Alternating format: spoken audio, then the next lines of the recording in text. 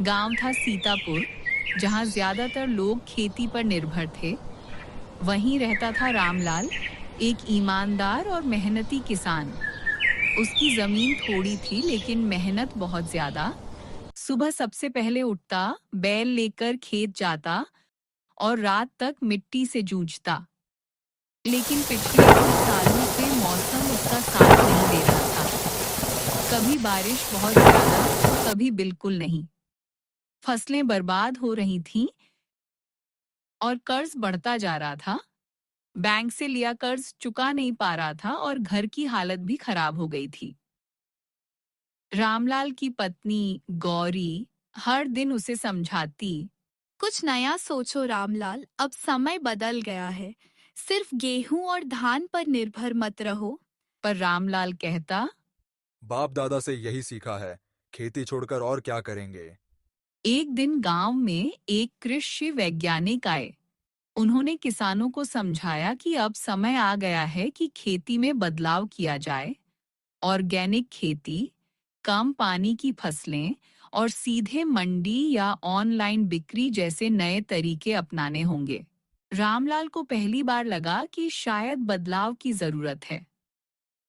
उसने हिम्मत करके 2 बीघा जमीन में सब्जियां और औषधीय पौधे लगाने का फैसला किया, बिना रासायनिक खाद और कीटनाशक के। पहले लोग हंसे, बोले, ये तो पगला गया है। इतना रिस्क कौन लेता है? लेकिन रामलाल ने गौरी और बेटे सोनू की मदद से मेहनत जारी रखी।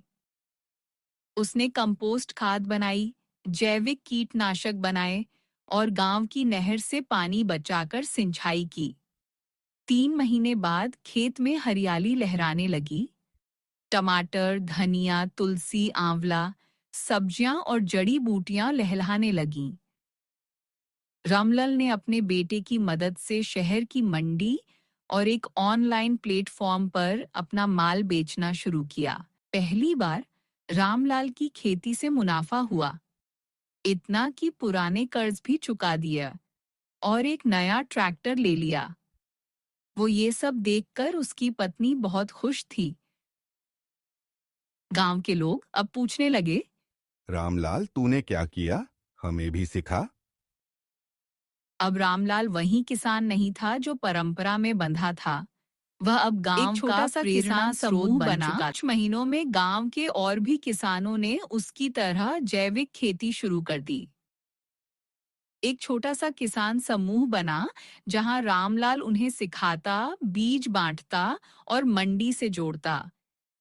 फिर एक दिन सरकारी अफसर गांव में आए और बोले, इस गांव को आदर्श कृषि गांव घोषित किया जाता है और रामलाल को सम्मानित किया जाएगा। रामलाल की आंखों में आंसू थे, पर वो आंसू हार के नहीं, जीत की खुशी के थे। उसने कहा, जी, किसान कभी हारता नहीं, बस सही राह मिलनी चाहिए। जब बीज बदले, सोच बदले